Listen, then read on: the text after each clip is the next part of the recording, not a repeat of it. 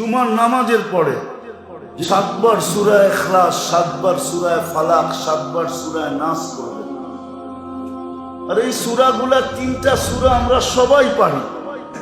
সূরা ইখলাস, কুল হুয়াল্লাহ, সূরা ফালাক, সূরা নাস, যে জুমার পরে 7 বার পড়বে, 7 বার পড়বে, আগামী জুমা পর্যন্ত সে সমস্ত ধরনের কঠিন রোগ বিপদ আপদ থেকে সুরক্ষিত থাকবে।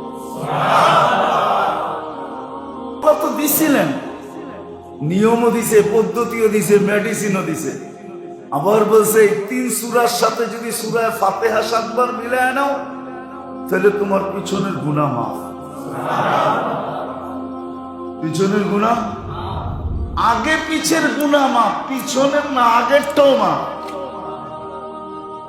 পদ্ধতি দিছেন,